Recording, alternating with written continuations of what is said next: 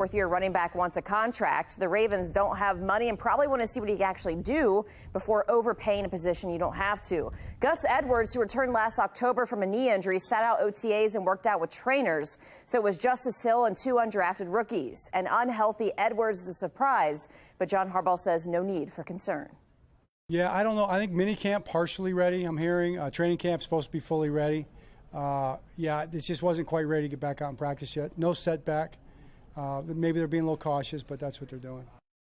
Gunnar Henderson is back in the lineup for the O's. Game 2 in Milwaukee tonight when Sports Unlimited continues.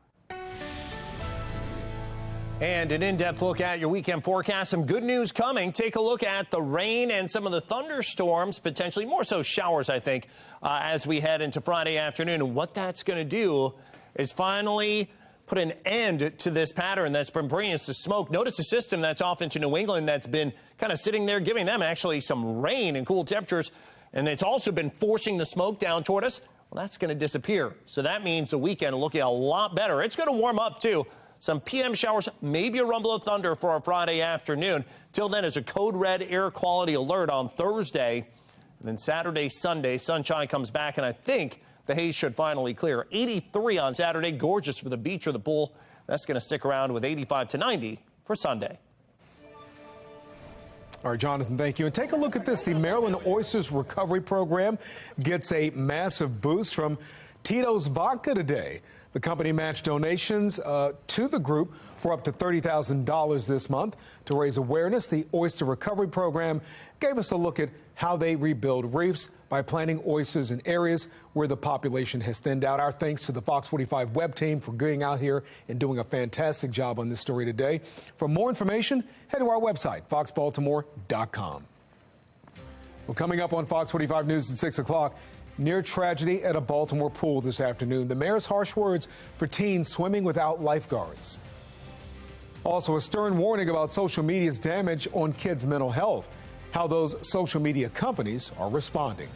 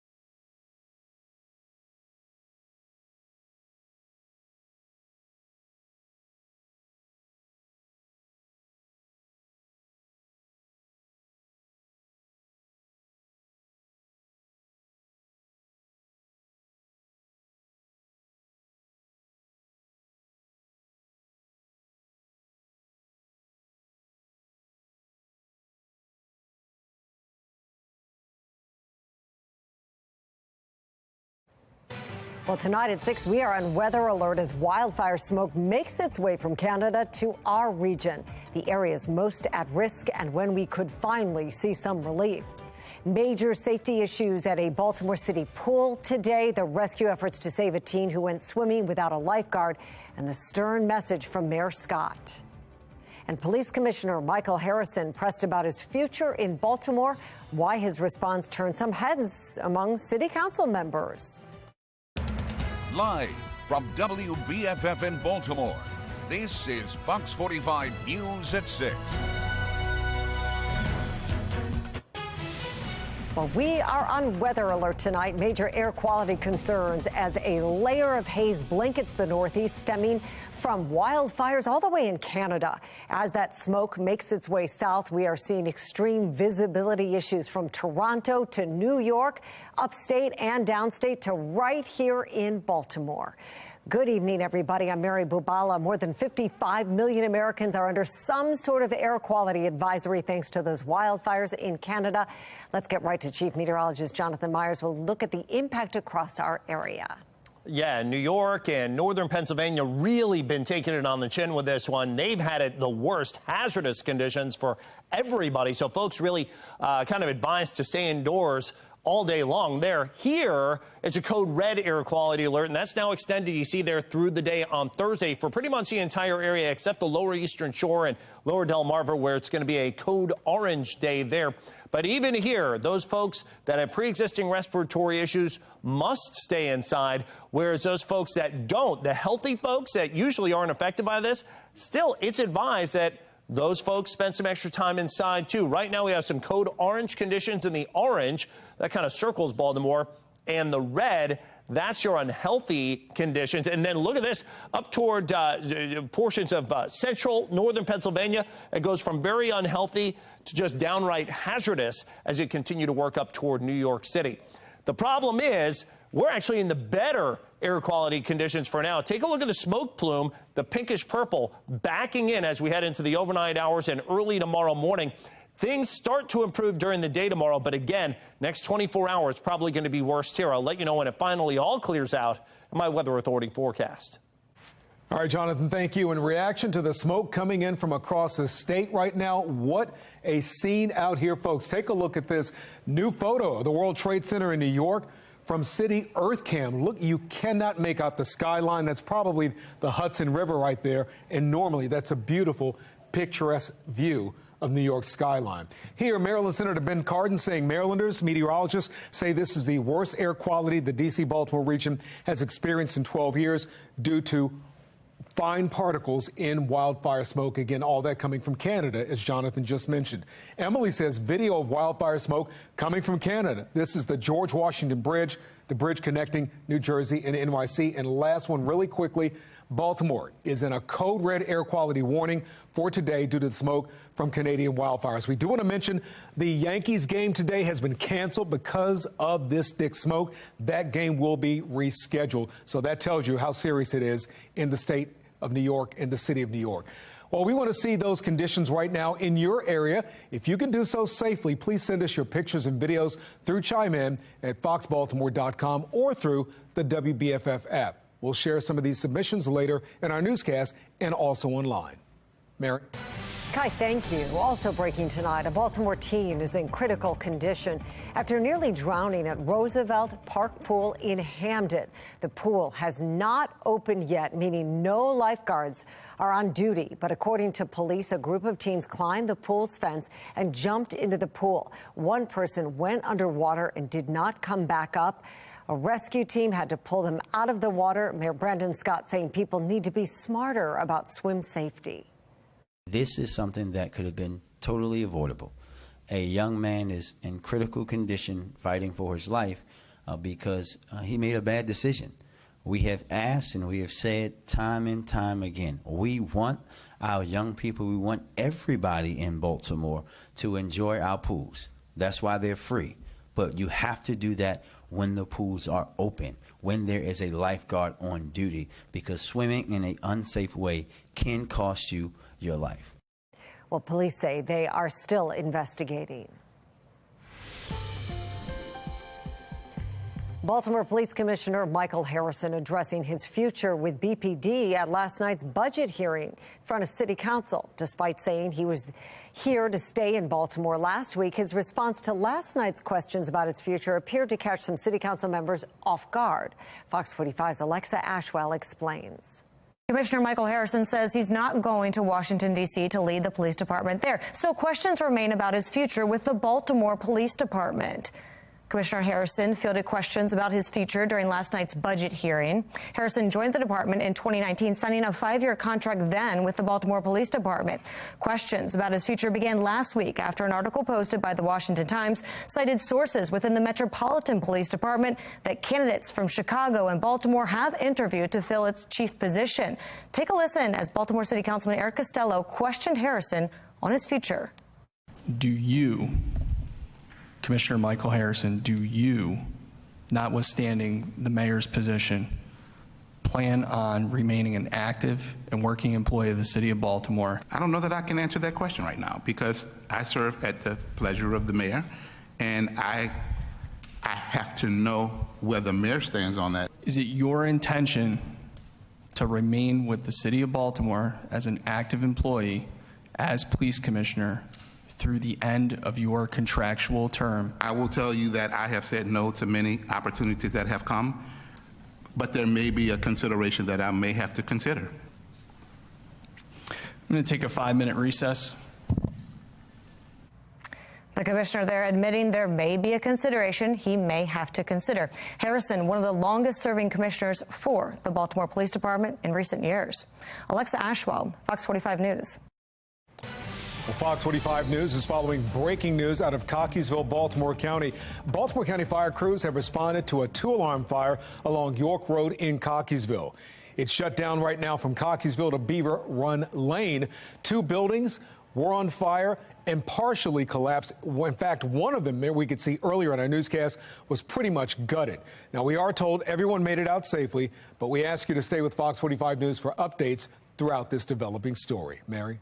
Oh, also new tonight, the second driver involved in that deadly Beltway zone crash has turned herself in. Baltimore County Police say Lisa Adrian Leah from Randallstown is accused of driving under the influence and speeding. She now faces manslaughter and negligent homicide charges, among others. It was her car that flipped over to that median, crashing into 6 workers, killing them back in March. And yesterday, we told you about the other driver, a 20-year-old from Baltimore who appeared in court on multiple charges and released on home detention. His car, according to Maryland State Police, was traveling more than 120 miles an hour at one point. All right, thank you. Well, homicides and non-fatal shootings are down across Baltimore this year, but not all areas of the city seeing a reduction in violence. Fox 45's Rebecca Pryor looks into where violence is on the rise. That's right. While police focus their efforts on some of the most dangerous districts, others are now suffering the consequences, specifically in neighborhoods to the east, where shootings and homicides are now happening in places people used to feel safe. A month later, the makeshift memorial for 23-year-old Fabian Gonzalez, a reminder that crime in Baltimore City knows no boundaries. Just a really brazen crime. Gunned down in a robbery gone wrong. While working at a T-Mobile store in Canton, Gonzalez's death, It makes you think twice. leaving the Canton community on edge. I mean, where you're having gun violence in the middle of the day at a place where people are out and just shopping and enjoying themselves. Making matters worse, the tragedy reflects a troubling trend in the area. Compared to this time last year, homicides in the Southeastern Police District up 56%, and non-fatal shootings up 76%. The Northeast also seeing a similar surge. Police Union President Mike Mancuso pointing to a lack of manpower. Across the city, the department is down at least 500 officers, and Mancuso says resources aren't being distributed evenly. Since the inception of GVRS, a centerpiece to the mayor's crime-fighting strategy, Mancuso says they flooded the Western District with personnel, and the officers did a great job with crime reductions. We have been able to reduce the homicide rate by 17.2%, reduce the non-fatal shooting rate by 7.8%. This week, Commissioner Harrison touting an overall reduction in homicides and shootings, but to the east, new concerns have emerged. According to Mancuso, from September of 2022 to April of this year, the Northeast District has not been receiving new officers. Mancuso writing, quote, "It comes down to staffing. The more cops on the street, the less opportunity for criminals. When we reduced murders a decade ago to under 200, every patrol shift went on the street with 20 to 22 officers. Now it's 10 to 14 each shift, sometimes less." Today, Fox 45 asking BPD what they attribute the uptick to and how they plan to address it. As of News Time tonight, we have not heard back. Questions city leaders are also asking. There's still very high crime and high violent areas. What needs to shift in order to reduce the likelihood that someone's going to use a gun? What needs to shift is not just in the police department. What needs to shift is in how we as a city change why a person thinks they, number one, have to carry a gun. The police union says if the department wants to boost staffing, they're also going to have to boost pay and benefits, something that the department did do last summer, but the police union says still wasn't enough.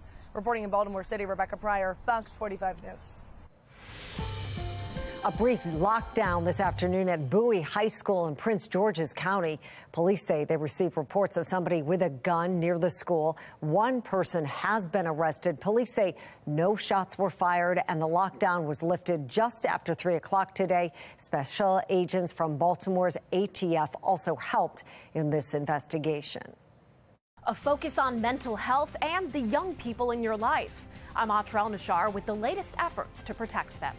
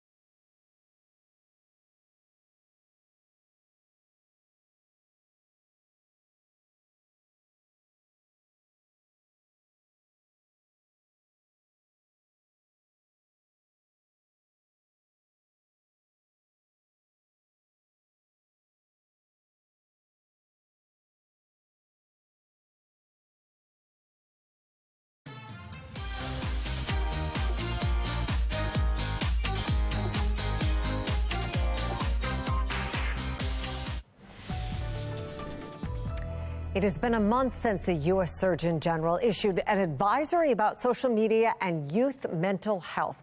Heading into summer, many parents are thinking about setting boundaries for their kids and their devices. National correspondent Atra El-Nashar explains. So many of America's youth are fighting an internalized battle with mental health struggles. The number of kids and teenagers with anxiety and depression has shot up by about 30% in recent years, according to the Department of Health and Human Services, but many don't get the care they need. Persistent feelings of sadness and suicide attempts reported at higher rates among girls and LGBTQ+ youth, which groups like the National Alliance on Mental Illness are drawing attention to this Pride Month. I started coming out to friends. A lot of friends decided that they didn't want to or couldn't be friends with me. Political polarization, spending years apart during the pandemic, more time online, may be contributing to an existing trend of teens spending less time together, observed by researchers at the University of Michigan's Monitoring the Future. Last month, Surgeon General Vivek Murthy called attention to what he calls an epidemic of loneliness and isolation, and issued an advisory about effects of social media on young people, but says more research is needed to understand it fully. This is the defining public health issue of our time, youth mental health. In recent months, dozens of lawmakers from both sides of the aisle and both chambers of Congress have introduced legislation to require social media companies to take more steps to protect kids, limit harmful content, and give parents more controls and rights to take legal action against a platform. So that parents and children can take back their lives. It is as if children are being robbed of their childhood. Though many aren't waiting, hundreds of lawsuits have already been filed.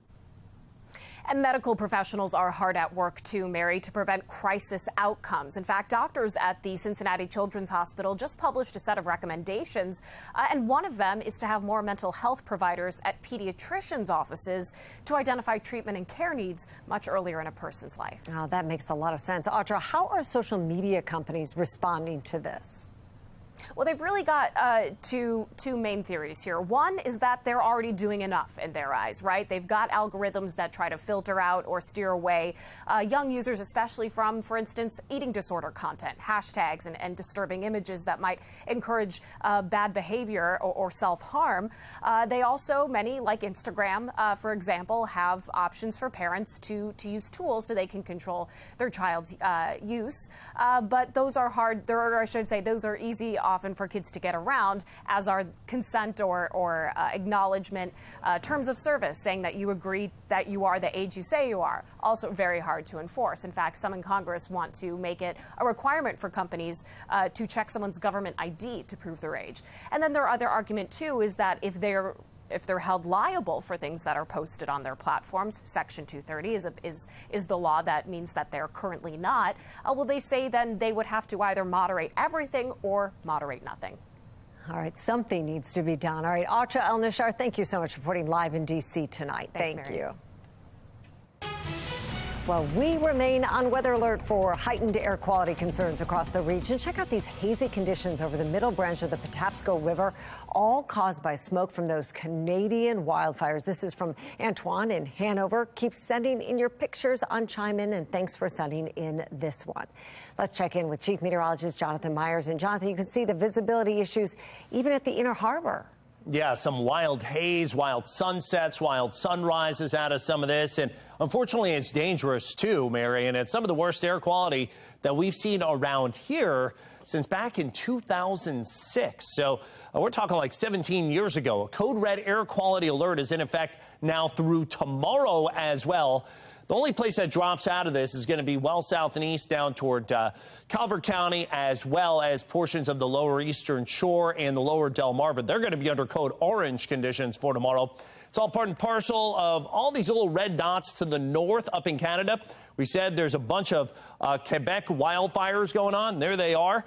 And all the smoke from those, amongst all the smoke that's actually from some scattered wildfires, even portions of the Northeast and the Upper Ohio Valley are experiencing, that all combining together around a system that's off to the north and east. That's why you see this kind of void, if you will, in the smoke. It's all coming around this thing and coming down toward New York, toward Pennsylvania, New Jersey, and eventually into our neck of the woods. So the 3-day readings for the air quality index now look like things are going to get better tomorrow. Maybe not so much. For Wednesday, for today, again, we stay all the way through tonight in that code red condition in that category. Then for tomorrow, it looks like it's going to be bad, especially in the morning and midday before things improve on Friday. And this is not like what we usually see with bad air quality around here, where it's kind of induced by heat and sunshine and, those summertime temperatures and the low-level ozone. This is particulate matter, so it kind of comes in wafts and comes in plumes. And the bad stuff is going to come, I think, tonight. The worst stuff is going to come tonight while you're sleeping before it gets better. Even now, you see the visibility is coming down on the Mile 1 Towsicam. It's 78 with haze. Winds out of the west at 11. It's gorgeous weather, low humidity, but unfortunately you cannot enjoy it with this bad air quality. All folks really have to stay inside.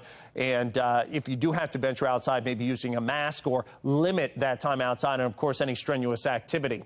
Now, there's rain to the north with that weather maker I was talking about up in Maine and New England. Another system down to our south, but we are smack dab in the middle, and that's where we stay into tomorrow as well, as the system continues to again siphon smoke our ways. It stalls north and east. We're going to have to wait until it kind of begins to fall apart and feathers out a bit by the end of the week, and that's when our smoke levels will start to come down. Now, into the overnight and early tomorrow morning, we'll see some patchy clouds. There could be a stray shower tomorrow afternoon, especially on the eastern shore, but I think we have to wait until Friday to get a better chance of rain around here, and that will start improving the air quality conditions. I'll let you know how much better it could be over the weekend. My exclusive 10-day forecast. Weather Window, presented by the National Weather Desk. Smoke from wildfires in eastern Canada descended on much of the Northeast today. Some of the worst air was in New York, where the skies in Binghamton had an orange glow. By afternoon, New York City was shrouded in smoke with incredibly poor air quality. Nearly 5,000 miles to the west, Hawaii's Kilauea volcano erupted again. For now, the lava is confined within the national park. For more content like this, like the National Weather Desk on Facebook.